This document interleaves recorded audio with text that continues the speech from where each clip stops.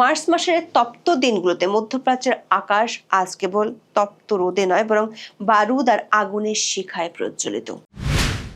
দীর্ঘ কয়েক দশকের উত্তেজনা শেষে ইরান আজ এক ভয়াবহ ও অসম যুদ্ধের মুখোমুখি, যার একদিকে আছে বিশ্বের অন্যতম বৃহৎ সামরিক শক্তি আমেরিকা এবং সাথে আছে আধুনিক সমরাস্ত্র সজ্জিত ইসরায়েল।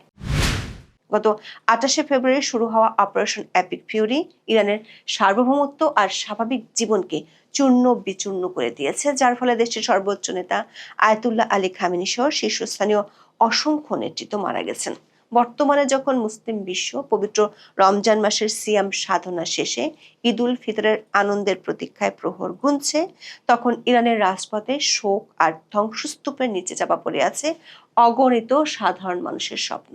প্রশ্ন উঠেছে, শুক্রবারে যখন মধ্যপ্রাচ্যের কোটি কোটি মানুষ ঈদের জামাতে শরিক হবেন, তখন কি আমেরিকা ও ইসরায়েলের যুদ্ধ বিমানগুলো তাদের বিধ্বংসী বোমাবর্ষণ থেকে বিরত থাকবে, নাকি পবিত্র ঈদের দিনটিকে তারা আরো বড় কোনো রক্তপাতের কৌশলী মুহূর্ত হিসেবে বেছে নেবে? এক্ষেত্রে আমেরিকা ও ইসরায়েলের অতীত ইতিহাস কি বলে? যে ইসরায়েল ইহুদি ধর্মের মর্যাদাপূর্ণ দিন সাবাতের দিনে গত 28শে ফেব্রুয়ারি ইরানে হামলা চালিয়েছিল, সে ইসরায়েল কি মুসলমানদের ঈদের দিনে ইরানকে ছাড় দিবে? বিস্তারিত জানতে চলুন যাওয়া যাক বিশ্লেষণে।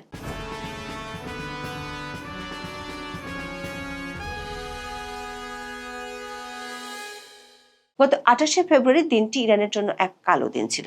সেদিন কাকডাকা ভোরে মার্কিন ও ইসরায়েলি বাহিনী কোনো আনুষ্ঠানিক ঘোষণা ছাড়াই ইরানের উপর বিমান হামলা চালায়। ওই অভিযানের মূল লক্ষ্য ছিল ইরানের সামরিক সক্ষমতাকে পঙ্গু করে দেয়া এবং নেতৃত্বকে সরিয়ে দিয়ে একটি রেজিম চেঞ্জ বা শাসন ব্যবস্থা পরিবর্তন করা। যুদ্ধের প্রথম কয়েক ঘন্টাতে আয়াতুল্লাহ আলী খামেনিকে হত্যা করা হয়। ইরানও পাল্টা জবাব দেওয়া শুরু করে। এই যুদ্ধের গতি দ্বারা বিশ্লেষণ করে দেখা যায়, ইসরায়েল ও আমেরিকা ইরানের ভিতরে ডিক্যাপিটেশন বা শীর্ষ নেতৃত্ব হত্যার কৌশল নিয়েছে। তাদের লক্ষ্য হলো ইরানের কমান্ড অ্যান্ড কন্ট্রোল সিস্টেমকে পুরোপুরি অকেজো করে দেয়া। কিন্তু ইরানের বিপ্লবী গার্ড বাহিনী বা আইআরজিসি এবং তাদের আঞ্চলিক মিত্ররা, যাদের ইরান প্রতিরোধের অক্ষ হিসেবে অভিহিত করে, তারা অত্যন্ত সুশৃঙ্খলভাবে পাল্টা আক্রমণ চালিয়েছে। বিশেষ করে হাইপারসনিক মিসাইল ফাত্তা-2 এর ব্যবহার ইসরায়েলের তথাকথিত অজেয় আকাশ প্রতিরক্ষা ব্যবস্থাকে বড় ধরনের চ্যালেঞ্জের মুখে ফেলেছে। ইরানে মার্কিন হামলার 20তম দিন পার হতে চলল। এরই মধ্যে 20শে মার্চ শুক্রবার মধ্যপ্রাচ্য ঈদ। প্রশ্ন হলো, মুসলমানদের সবচেয়ে বড় উৎসবের এই দিনেও কি ইসরায়েল এবং আমেরিকা ইরানে হামলা চালাবে বা চালাতে পারে? ঈদের দিন আমেরিকা বা ইসরায়েল হামলা চালাবে কি না তা বুঝতে হলে অতীতে তাদের আচরণের দিকে নজর দেওয়া দরকার। গত 2 দশকে মার্কিন যুক্তরাষ্ট্র এবং ইসরায়েলের সামরিক ইতিহাস পর্যবেক্ষণ করলে দেখা যায়, তারা ধর্মীয় অনুভূতির চেয়ে তাদের ভূ রাজনৈতিক ও সামরিক সুবিধাকে অগ্রাধিকার দিয়েছে। বরং অনেক ক্ষেত্রে দেখা গেছে, উৎসবের দিনগুলোতে সাধারণ মানুষের মধ্যে যে মানসিক শিথিলতা থাকে, তাকে সামরিকভাবে ব্যবহার করার একটি প্রবণতা জায়নবাদী ও সাম্রাজ্যবাদী শক্তিগুলোর মধ্যে বিদ্যমান। ইসরায়েল ঈদের দিনেও ইরানের মানুষের উপর হামলা চালাতে পারে এমন আশঙ্কার বড় একটি কারণ হলো, ইসরায়েল যেদিন ইরান আক্রমণ শুরু করেছিল, সেদিনে তারা নিজেদের ধর্মকেই সরা জ্ঞান করেছিল। আমেরিকা ও ইসরায়েল অপারেশন এপিক ফিউরি ও রোয়ারিং লায়ন শুরু করেছিল 28শে ফেব্রুয়ারি। দিনটি ছিল শনিবার। ইহুদি ধর্মের মানুষদের কাছে এই 28শে ফেব্রুয়ারি শনিবার ছিল বিশেষ মর্যাদাপূর্ণ দিন। তারা এই দিনটিকে বলে সাবাত এবং একই সাথে এটি ছিল পুরিম, উৎসবের সমাপ্তি বা তার পরবর্তী পবিত্র সময়। ইহুদি ক্যালেন্ডার অনুযায়ী শনিবার হলো সাবাত, যা তাদের সপ্তাহের সবচেয়ে পবিত্র দিন। এদিন তারা সকল প্রকার জাগতিক কাজ থেকে বিরত থাকে এবং প্রার্থনা করে।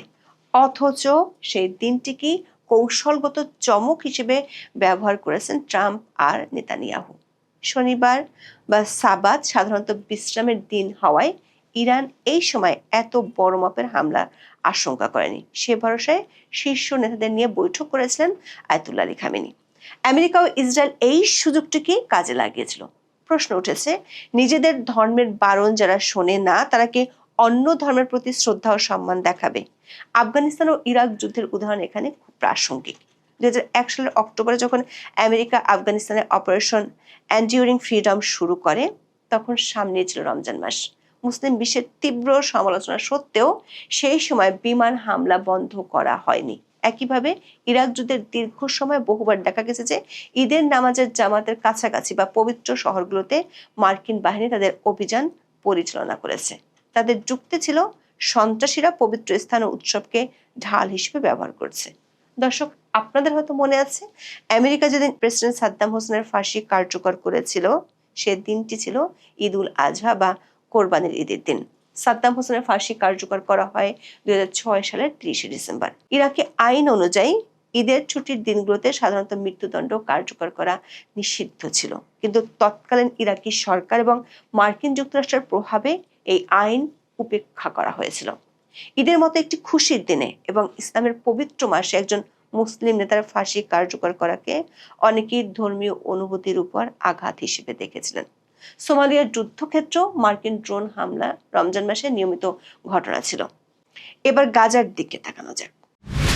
2024 সালের ঈদ উল ফিতরের দিন গাজার জাবালিয়া শরণার্থী শিবিরে যে শোকের দৃশ্য দেখা গিয়েছিল তা বিশ্ব বিবেকের কাছে এক বড় প্রশ্ন চিহ্ন। সেদিন গাজার মানুষ যখন ধ্বংসস্তূপের উপর দাঁড়িয়ে ঈদের নামাজ পড়ছিল তখন ইসরায়েলি ড্রোন তাদের মাথার উপর চক্কর কাটছিল। 2025 সালের ঈদ উল ফিতরের অভিজ্ঞতা আরো ভয়াবহ ছিল। গত বছরের 1 এপ্রিল মানে ঈদের দ্বিতীয় দিনে ইসরায়েলি বিমান হামলায় গাজায় 41 জন বেসামরিক মানুষ নিহত হয়। তার আগের দিন মানে ঠিক ঈদের প্রথম দিনে নিহত হয় 53 জন ফিলিস্তিনি। এই হামলাগুলো কোনো বিচ্ছিন্ন ঘটনা ছিল না, বরং রাফা সীমান্তের পূর্ণাঙ্গ সামরিক অভিযান শুরুর একটি অংশ ছিল। রমজান মাস জুড়ে অনাহার এবং বোমাবর্ষণের পর যখন একটি জাতির সামান্য আনন্দের সুযোগ খুঁজছিল তখন জায়নবাদী শক্তি তাদের উপর বৃষ্টির মতো আগুনের গোলা বর্ষণ করেছে। এবারের ঈদেও ইরানের উপর হামলার আশঙ্কা অমূলক নয়, বরং অতীতের ট্রেন্ড বলছে শুক্রবার যখন ইরানিরা ঈদের আনন্দে বা প্রার্থনায় মগ্ন থাকবে তখনই বড় ধরনের হামলা চালিয়ে তাদের মনোবল ভেঙে দেওয়ার চেষ্টা করতে পারে আমেরিকা ও ইসরায়েল। কারণ সাম্রাজ্যবাদী শক্তিগুলোর কাছে কোনো নির্দিষ্ট দিন বা তিথি পবিত্র নয়, বরং তাদের লক্ষ্য অর্জনই প্রধান। এরই মধ্যে ইসরায়েল আমেরিকা ইরানের স্কুল বা হাসপাতাল কোনো কিছু কি আক্রমণের লক্ষ্যবস্তু থেকে বাদ দিচ্ছে না। মিলাদ স্কুলের ঘটনার পর ইরানিদের মনে এখন আর কোনো সংশয় নেই তাদের শত্রুরা স্কুল বা মসজিদের পবিত্রতা বজায় রাখবে কিনা। এমনিতে ট্রাম্প এখন এক গভীর সংকটে পড়েছেন। তার মিত্র দেশগুলো বিশেষ করে ইউরোপীয় ইউনিয়ন ও ন্যাটোর অনেক সদস্য দেশ এই যুদ্ধ থেকে নিজেদের দূরে সরিয়ে নিচ্ছে। জার্মানির প্রতিরক্ষা মন্ত্রী সরাসরি বলেছেন এটি তাদের যুদ্ধ নয়। ট্রাম্পের রাজনৈতিক একাকিত্বের প্রধান কারণ হলো বিশ্ব অর্থনীতিতে এই যুদ্ধের নেতিবাচক প্রভাব। হরমুজ প্রণালী বন্ধ হয়ে যাওয়ার কারণে তেলের দাম আকাশচুম্বী হয়েছে, যা মার্কিন সাধারণ মানুষের জীবনও বিরূপ প্রভাব ফেলছে। এই রাজনৈতিক ও সামরিক সংকটের কারণে ট্রাম্প প্রশাসন বর্তমানে এমন একটি দ্রুত বিজয় বা কুইক ভিক্টরি খুঁজছে যা তাদের ঘরোয়া রাজনীতিতে স্থিতিশীলতা আনতে পারে। এই দ্রুত বিজয় অর্জনের নেশায় তারা ঈদের দিন বা যে কোনো বড় জামাতের সময় বড় ধরনের মারণাস্ত্র ব্যবহারের ঝুঁকি নিতে পারে। ট্রাম্পের পিস টু স্ট্রেংথ নীতি আসলে মধ্যপ্রাচ্যে এক নতুন অশান্তির দাবানল জ্বালিয়ে দিয়েছে। ইরানের মানুষ এখন বোমাবর্ষণ ও রাষ্ট্রীয় নিপীড়নের এক সাঁড়াশি আক্রমণের মধ্যে রয়েছে। অনেক পরিবার তেহরান ছেড়ে গ্রামাঞ্চলে পালিয়ে গেছে নিরাপদ আশ্রয়ের খোঁজে, কিন্তু সেখানেও আকাশ থেকে নেমে আসা আগুনের গোলা তাদের পিছু ছাড়ছে না।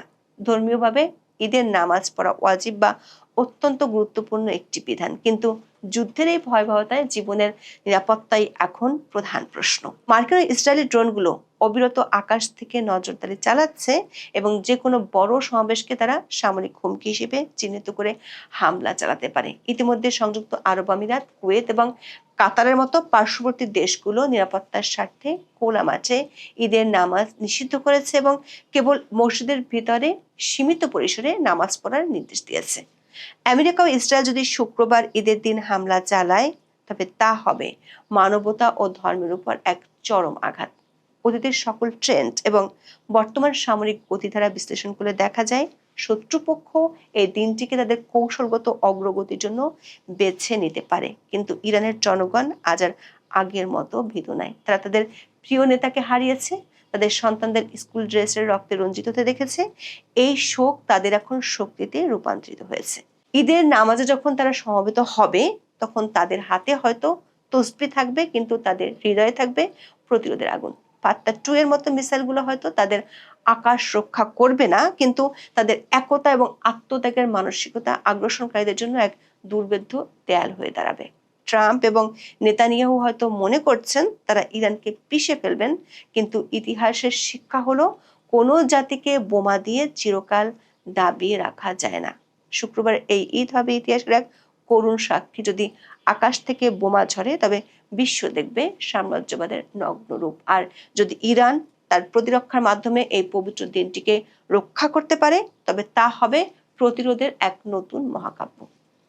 আমরা কেবল এটুকু প্রার্থনা করতে পারি, ঈদের এই পবিত্র চাঁদ যেন ইরানিদের জন্য শান্তি ও বিজয়ের বার্তা নিয়ে আসে।